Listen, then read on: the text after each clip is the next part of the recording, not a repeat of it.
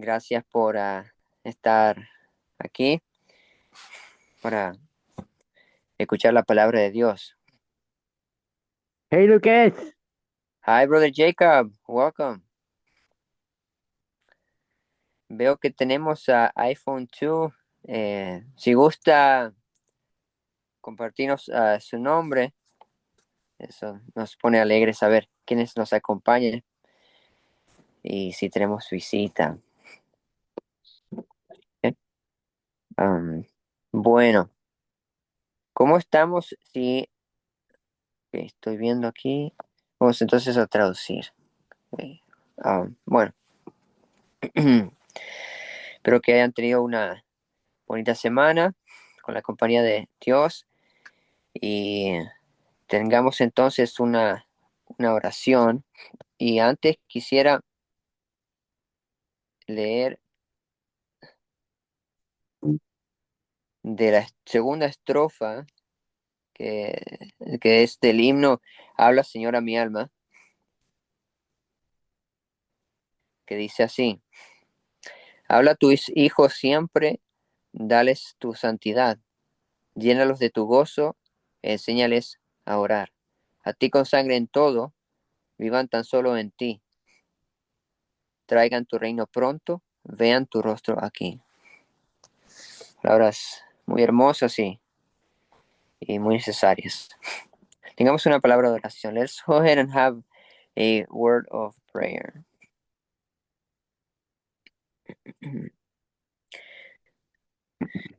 Dear Father, dwelling in heaven, I want to thank you, um, my God, because of your blessings.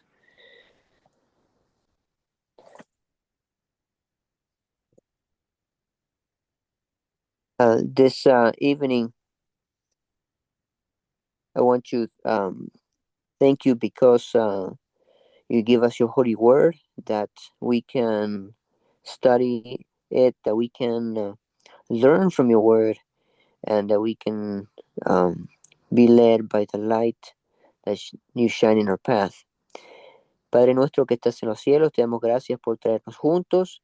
Queremos pedirte, por favor, de que um, nos des de tu Espíritu Santo. Te damos gracias porque nos das tu palabra que es lumbrera en nuestro camino para que podamos caminar en el camino que va hacia la vida. We pray, our God, that you may give us your Holy Spirit and help us to understand your word, that we may apply it to our lives.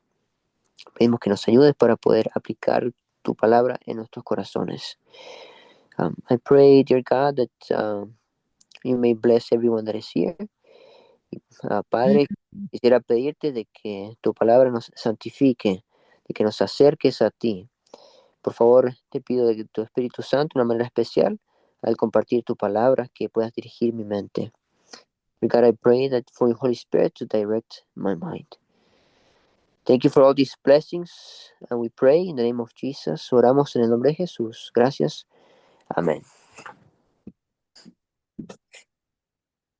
hey Lucas.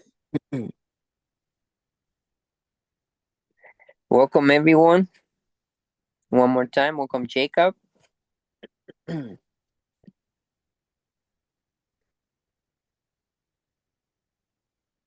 Um, so, en esta tarde quisiera compartirles un tema de los fundamentos que tiene la palabra de Dios en el libro del Pentateuco. En el libro del Pentateuco encontramos de que se halla la base para todo el resto de la Biblia. Y Jesucristo dijo de que quienes no creen en Moisés tampoco creerían en mí. Cuán es necesario y esencial es seguir la luz que Dios nos ha dado desde un comienzo, para que esta luz nos guíe, mandemos en el camino que es correcto y podamos recibir la luz que se llama la lluvia tardía. We have received the word of God that it would lead us. The beginning books of the Bible, called the Pentateuch, they are to us a light that shines from behind us. And so through the word of God, we may follow its principles, its guidance, that we may receive what is called the latter rain, so that we may receive the Holy Spirit in its fullness, in His fullness. Hey, Jacob. We may be able Hey, Lucas. to enter into Canaan. Jacob, yes. I can't say for much, but I can't say for long, Lucas. Okay, Jacob. Thank you for letting me know. That's okay. Okay. Thank you for joining. So, entonces tenemos el libro de Pentateuco, y cuando nosotros nos vemos con distintos desafíos en la vida, muchas veces con nuestro Señor Jesucristo, que cuando a él preguntaron con respecto al divorcio,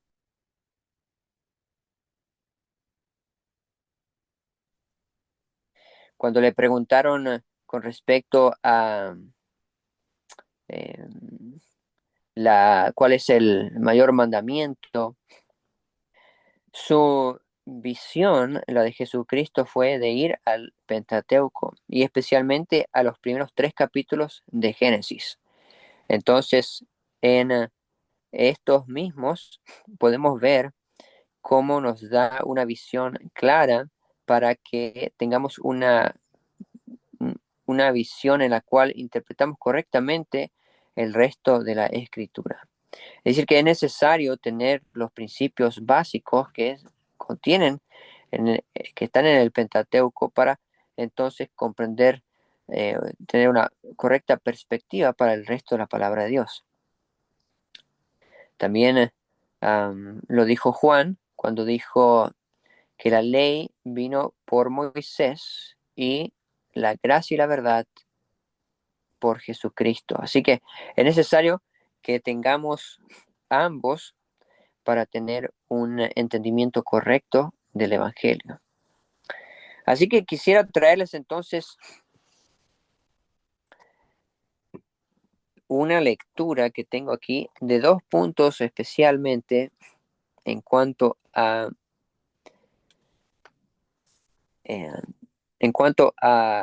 los principios del Pentateuco. Cuando decimos el Pentateuco nos referimos a los 5 libros primeros de la Biblia escritos por Moisés. Moisés también escribió otro libro, que es el libro de Job, pero no es parte del Pentateuco. ¿Okay? Entonces, leo lo siguiente.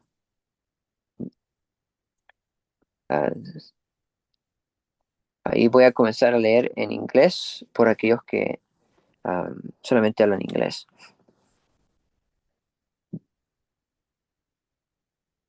The rise of the moral conflict. So this is one of the principles, the rise of the moral conflict.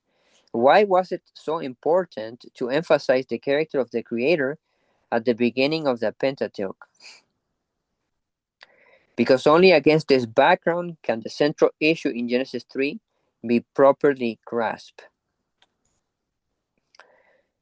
Genesis 3 describes the rise of a moral conflict on earth over the issue of the character of God. The presence of the serpent, clearly identified in Revelation 12 as the devil or Satan, who was cast out of heaven, Revelation 12:9, indicates the cosmic nature of this conflict that had already begun in heaven. Lucas, Yes, Jacob? it's time for me to hop off. Lucas, I know, Jacob. Have a good night, my you friend. too, Lucas. Thank you. And thank you, who's in others. Thank you, Jacob. Thank you, others. Yes, okay. So go ahead and continue. Bueno, ya tenemos, vamos a poder decirlo en español. Ok, entonces lo traduzco, pero termino aquí la lectura en inglés. Isaiah 14, Ezekiel 28 and Revelation chapter 12. Lo que está diciendo aquí básicamente es de que hay un conflicto moral que aparece en el capítulo 3 y que era necesario tener un conocimiento en cuanto a Dios, que vemos que se lo describe como Yahweh, su nombre, en los de Génesis 1 al 3, o allí aparece. Y teniendo entonces la revelación de Dios, se tiene un contexto para poder entender el conflicto moral. Y lo siguiente fue de que al aparecer la serpiente, Apocalipsis 12:9 nos dice que esto es un seguimiento o lo que sigue al conflicto que hubo en el cielo. La serpiente llamada a cuestionar la bondad del Creador con su insinuación para con Eva, es decir, que cuestionó la bondad del Creador. Eva y Adán creyeron las mentiras de la serpiente y cayeron de su inocencia. Y la inundación de las lágrimas del dolor fueron abiertas a todo el mundo. Así pues, el centro teológico el tercer centro teológico del Pentateuco, el primero siendo, según aquí este comentario bíblico, la creación y el diseño de Dios para sus criaturas.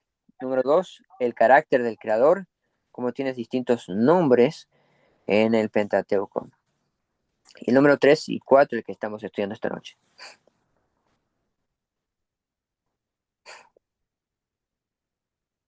Sigo entonces, dice, la tercera faceta del centro teológico del Pentateuco es el levantamiento de la controversia moral. En este conflicto se lucha acerca del asunto del carácter de Dios. La primera parte de Génesis 3:15 graba la promesa de Dios que él pondría enemistad entre la serpiente y la mujer, y entre sus descendientes y los de ella. Aquí está la predicción de el conflicto moral que continuaría a través de la historia entre los descendientes espirituales de Satanás y los descendientes espirituales de Eva. Lo que sigue en el Pentateuco continúa, o traces en inglés trace, continúa el conflicto moral en la historia, o escribe la continuación del conflicto moral en la historia del mundo y en la historia de Abraham y sus descendientes, el pueblo de Israel. El paradigma de la gran controversia fuera del jardín está primeramente ilustrada en el conflicto moral entre Caín y Abel. Y el conflicto se subraya a través del libro de Génesis, la genealogía de Caín contra la genealogía de Set. Génesis 4 y Génesis 5. Los hijas de los hombres versus los hijos de Dios. Génesis 6, 1 al 4. El mundo antediluviano malvado versus el remanente justo salvado en el arca durante el diluvio, Génesis 6 al 9. Si estamos viendo Génesis 4, Génesis 5, Génesis 6, y la historia de un pacto, una línea de pacto a través de Abraham versus las intenciones de ambos, los seres humanos y los enemigos supernaturales, de desviar el progreso que se continúa de el pacto. A través de este conflicto que continúa, en inglés, throughout this continued conflict, the issue of theodicy, a través de este conflicto que continúa, el asunto de, en inglés, theodicy, que quiere decir la, cómo se puede fiar del carácter de Dios, o sea, cuán fidedigno es su carácter. Sale otra vez y otra vez. Es decir, de que en este conflicto se centra en si Dios es fidedigno. Y último párrafo, entonces, para este primera joya del Pentateuco, que es cómo se levanta el conflicto moral. En el libro de Éxodo, este conflicto moral cósmico es centrado en la lucha de las deidades. El verdadero y vivo Dios de Israel contra los dioses de Egipto. Éxodo 12:12. Que juegan o al nivel humano en la libertad de Dios, de su pueblo, contra el poder opresivo de Egipto. El conflicto moral continúa a través de las narrativas del Pentateuco. Como Israel experimenta alternadas entre la obediencia a Dios, que sucede muy frecuentemente, y la rebelión o murmuración contra él en el wilderness, que es en el lugar desértico, incluyendo la apostasía con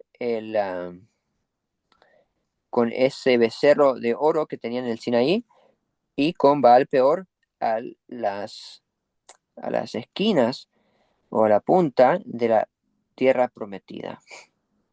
A través de estos episodios, la fidelidad o cuán fidedigno es del Dios vivo, llega a ser el asunto central.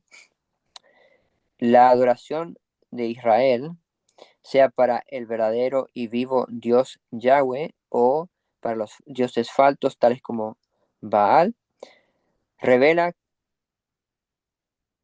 si ellos tomaban como fidedigno a uno.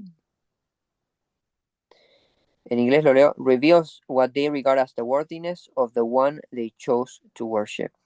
Entonces revelaban lo que ellos veían como si lo veían como digno a aquel que escogían para adorar. Lo leo en inglés una vez más.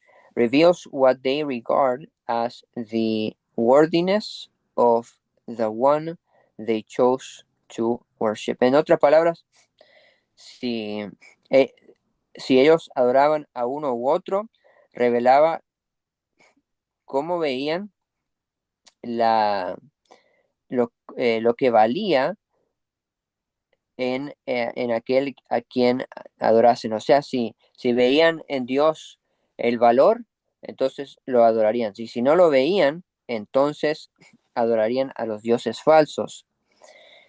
Y hermanos, es muy interesante al meditar esto, porque acabamos de ver este principio en el Pentateuco, el primero de ellos, que es en cuanto a cómo se va desarrollando el conflicto cósmico, que lo hemos ya visto, el conflicto entre el bien y el mal.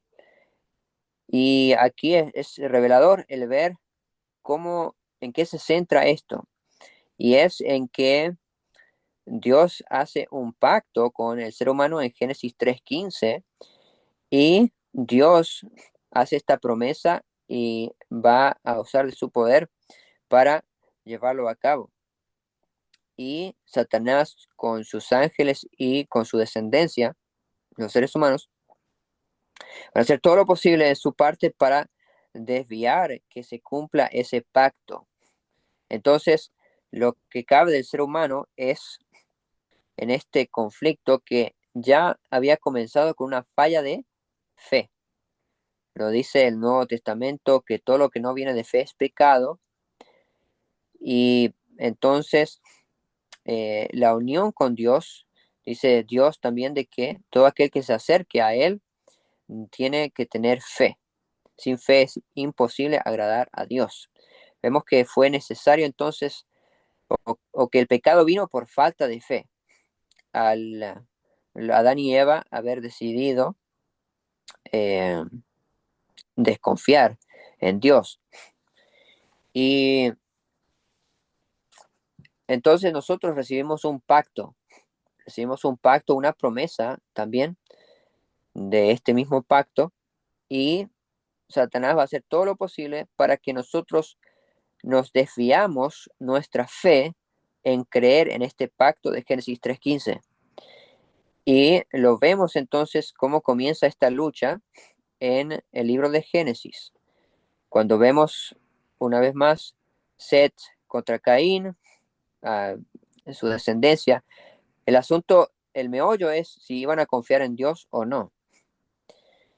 Y así entonces se verían los frutos de la fe o de la falta de ella.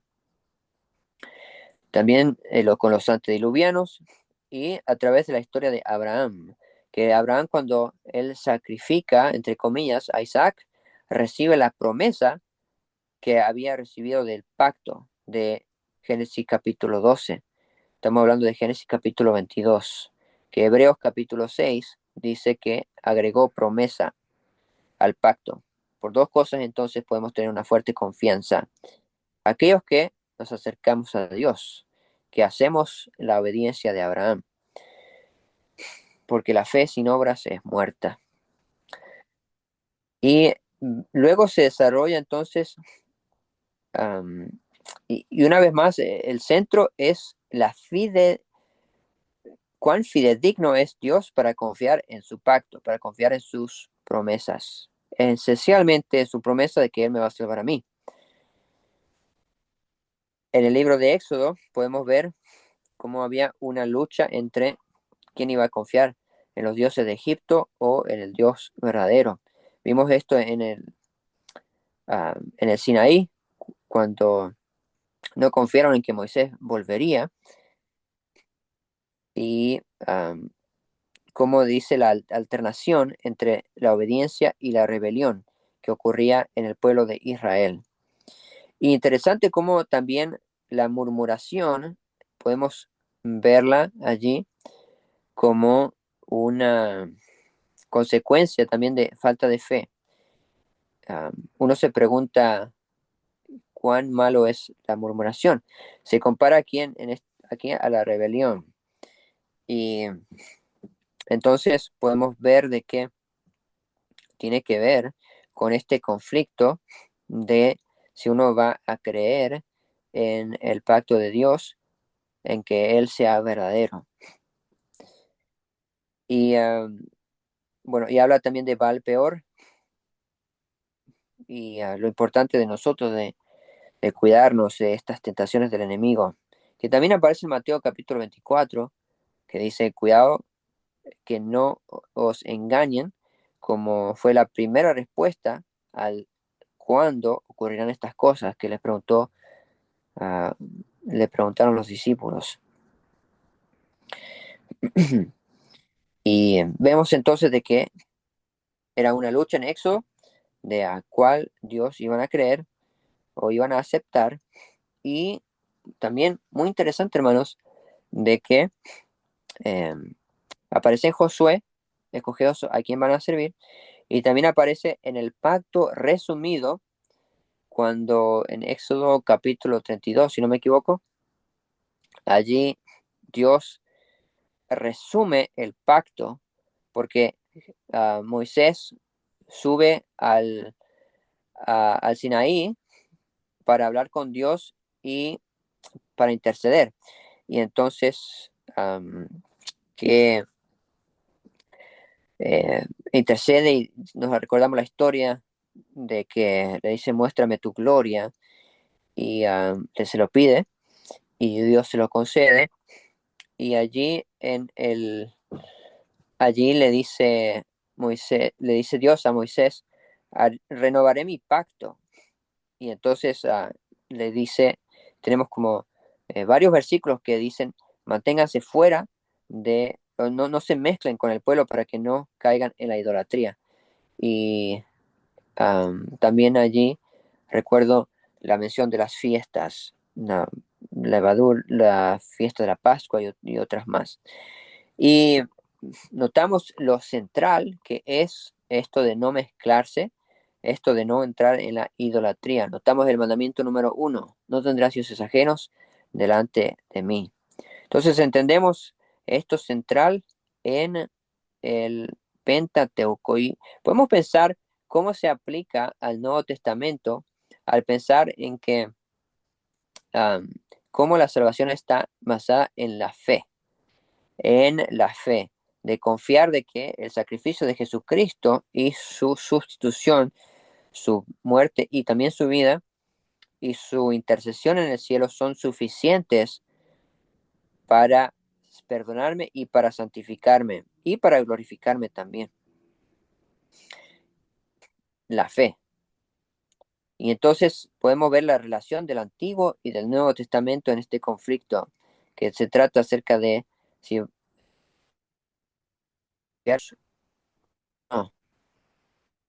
Y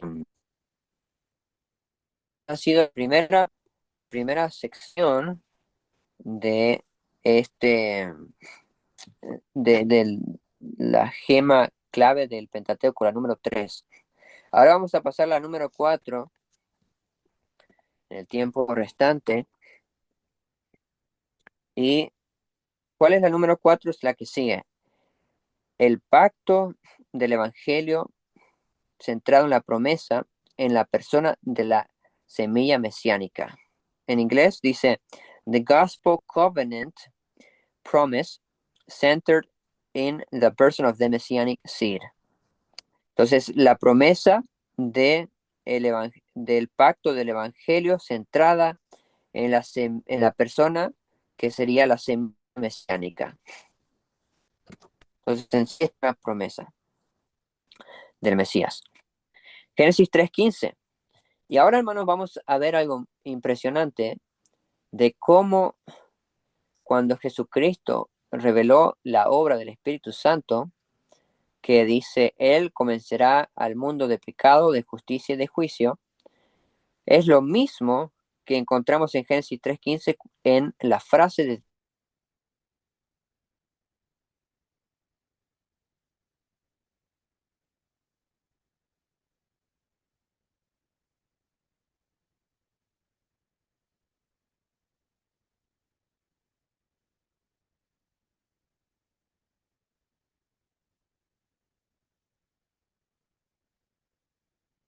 Parece que hermano Lucas tuvo problemas con su conexión. me resultó raro justo que iba a leer Génesis 3:15 que se desconecta. Ok, ya volvimos. Ok, qué bueno. Gracias a Dios. Génesis 3:15. Estamos en que Génesis 3:15 hay una frase allí que revela la obra del Espíritu Santo. Pondré enemistad entre ti y la simiente, entre tu descendencia y la descendencia de ella. Esta obra es la obra del Espíritu Santo. Es decir, de que en este texto encontramos resumido el Evangelio. Vamos a ver. Génesis 3.15 también revela un cuarto pilar de la fundación teológica del Pentateuco. La enemistad descrita en el versículo 15 no es un odio natural. Después de que Adán y Eva pecaron, no había ya más una enemistad natural entre ellos y la serpiente. Se habían vendido a sí mismos a la serpiente y sus corazones habían llegado a ser depravados y dirigidos hacia el mal, tal como la serpiente. Pero en este versículo Dios mismo promete implantar enemistad entre Eva y la serpiente y entre sus descendientes espirituales. Dice entre paréntesis collective, their semilla offspring. La estructura de la narración de la caída encontrado en el tercer capítulo de Génesis es simétrica y exactamente en el centro, en lo máximo de la mitad, se encuentra lo que los teólogos llaman la primera promesa del Evangelio. La parte media de Génesis 3.15 prosigue al corazón de la promesa y muestra que está centrada en una persona. Dios le dijo a la serpiente que iría a quebrantar o dañar, aplastar la cabeza de la serpiente y que la serpiente habría de, y usa el mismo verbo, es chop, que quiere decir en inglés crush, bruise, strike, que iba a pegarle a su talón. Así en este conflicto se va desde, de lo grande a lo pequeño, va de muchos descendientes, como una semilla colectiva, a una, en la primera parte del versículo, a un mascular singular, un pronombre así, en la última parte del versículo, el he, el él, que está peleando contra la serpiente. En una otra parte de la escritura, cuando sea que se dice el término semilla, o cuando sea que el término semilla está modificado por un pronombre singular, es un individuo único quien está en vista. De la misma manera, en este versículo, Dios promete victoria centrada en una persona. Él, el representativo, la semilla de la mujer, después revelado como el Mesías. Habría entonces de aplastar la cabeza de Satanás y ella habría de aplastar o dañar el talón de él. Esta es la cuarta faceta del centro teológico del Pentateuco, la promesa de redención centrada en la persona, en la semilla mesiánica. En la examinación de la macroestructura literaria en la sección previa, se llegó a ser evidente cómo la estructura mesiánica de su tema permea el Pentateuco entero. La terminología del pacto es implícita en el contexto. Y aquí, hermanos, es impresionante. Vamos a ver cómo vemos el pacto a través del Pentateuco y luego a través de la Biblia. Veamos, es tremendo. Muy revelador. El término del pacto es implícito en el contexto de Génesis 3.15.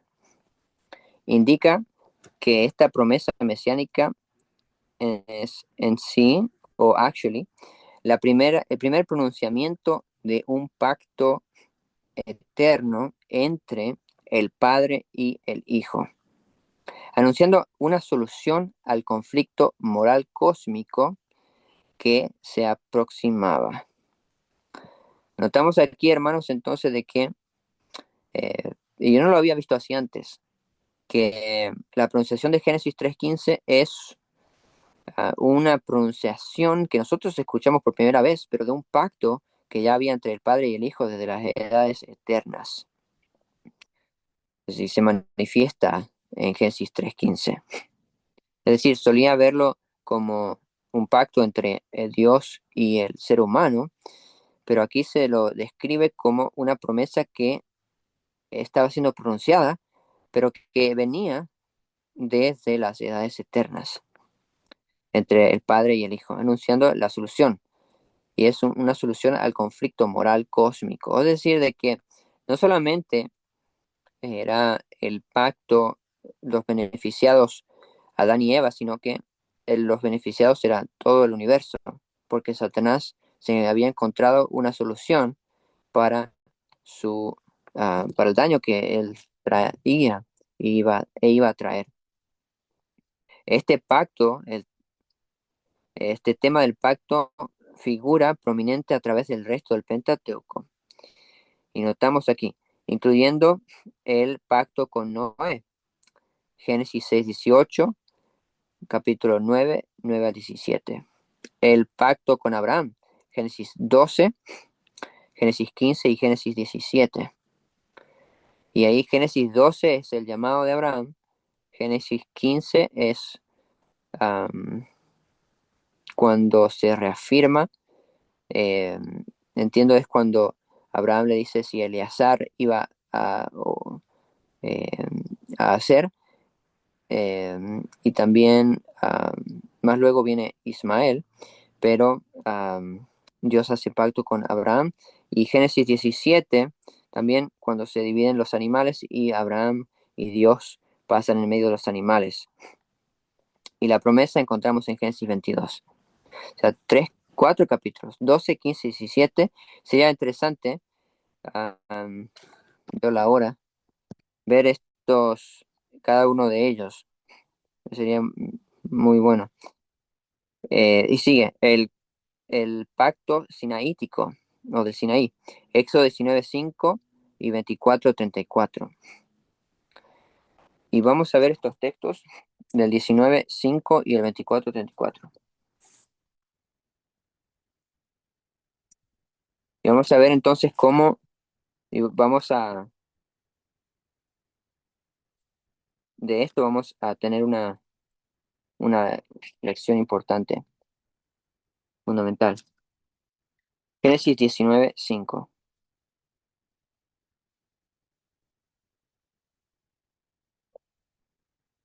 Nos dice, ahora pues, si dieres oído a mi voz y guardares mi pacto, vosotros seréis mi especial tesoro sobre todos los pueblos, porque mía es toda la tierra.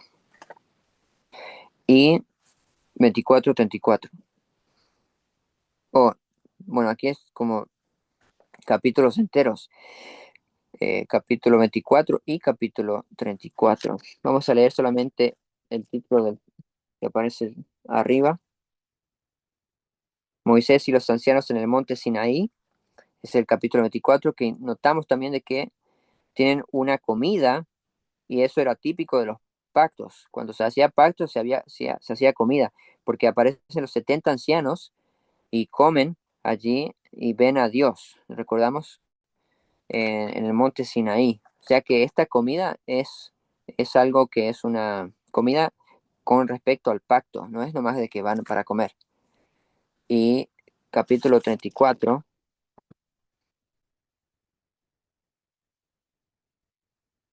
El pacto renovado, como les comentaba, no era el 32, sino el 34. Y del versículo 15, no harás alianza con los moradores de aquella tierra. Y el versículo 10, he aquí, yo hago pacto delante de todo tu pueblo. Y esto es después de que ellos pecaron. Haré maravillas que no han sido hechas en toda la tierra ni en nación alguna, y verá todo el pueblo en medio del cual estás tú, la obra de Jehová, porque será cosa tremenda la que yo haré contigo. Y notamos uh,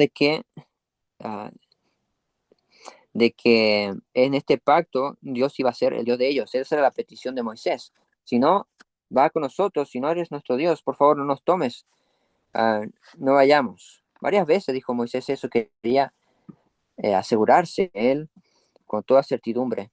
Y la mayor certidumbre fue de que Dios mismo le mostró sus espaldas y proclamó su nombre. Y eso lo sostuvo a Moisés frente a toda la grande obra que tenía que hacer. Y notamos entonces este pacto que aparece en el Sinaí. Y sigue todavía. Ya queda como 2 oraciones nomás aquí. Dice, las promesas del pacto originalmente dadas a la humanidad, Génesis 1:28. Y ahí, hermanos, no sé si lo habían visto antes, yo no lo había visto, pero que haya un pacto en Génesis capítulo 1:28, es tremendo. ¿Cómo es eso? La semilla o descendientes, la tierra, el dominio, la intimidad divina humana, son repetidas a Abraham. Génesis 12, 1, 3, 7, capítulo 17, 6 al 8. Y también a Israel en el Sinaí, a Éxodo 19, 24 y 34. Así que la cuarta faceta del Pentateuco, el centro teológico, es la promesa del pacto del Evangelio, de una solución al conflicto moral, centrada en la semilla mesiánica. Y allí entonces tenemos un entendimiento del pacto en el Pentateuco. Ahora, lo que quisiera también poder más comprender es cómo tenemos el pacto que aparece en Patriarcas y Profetas, siendo el pacto de las obras. Aquel que haga estas cosas vivirá por ellas, el viejo pacto, en relación aquí a lo que se trata como el pacto de Abraham, porque el pacto de Abraham es el nuevo pacto y el pacto del Sinaí es el antiguo pacto. Así lo presenta el Espíritu de Profecía en Patriarcas y Profetas. Sin embargo, aquí lo presenta como el mismo pacto. Pero también sabemos de que el antiguo pacto tenía el santuario, así que había allí eh, una, un sistema de sacrificios. Y, pero agarremos la lección de lo que estamos viendo aquí. Vemos de que en el libro de Josué se está logrando lo que había en este pacto, que aparece en Éxodo capítulo 34. Haré cosas maravillosas, le daré la tierra a ustedes. Para nosotros también hay un pacto de que heredaremos todas las cosas en, en, en la Nueva Jerusalén, en la Canaán celestial.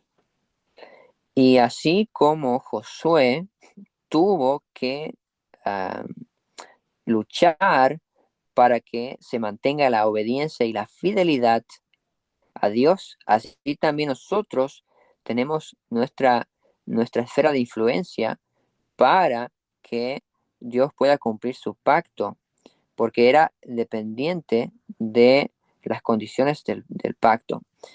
Entonces, si el pueblo era obediente, iban entonces a recibir, pero si no, no. Y eso revelaba entonces la fe que tendrían para con Dios, de que era Dios quien, si ellos lo aceptaban, haría su obra en el corazón de uno mismo para entonces recibir las bendiciones del pacto.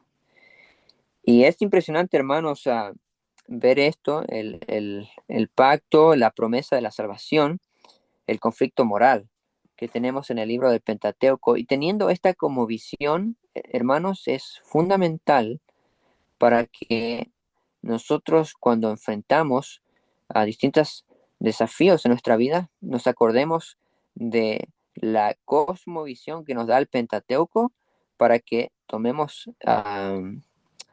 para que sigamos lo que es la lámpara de la palabra de Dios a nuestro camino y así entonces poder cumplir con las condiciones del pacto, con la fe que requiere el pacto. Notamos de que Abraham por las obras mostró su fe y así también nosotros creemos en Dios y en nuestra fe que es por el Espíritu Santo, orando por el Espíritu Santo, Él hace que haga enemistad en nuestro corazón contra el pecado. Y así recibimos vida. Y es la promesa de Dios de que Él quiere que vivamos. A, a Adán se le prometió descendencia, tierra, dominio e intimidad humana. Y Dios quiere devolver estas cosas que el pecado ha arrancado del ser humano. Y así es mi apelación de que si usted así lo desea, así le pida a Dios de que se cumpla su pacto en su persona, que pida del Espíritu Santo que llene su corazón y que luche como fiel soldado de Cristo por su reino. Y que Dios nos bendiga, hermanos. Amén. Amén. Gracias, Luca. Amén.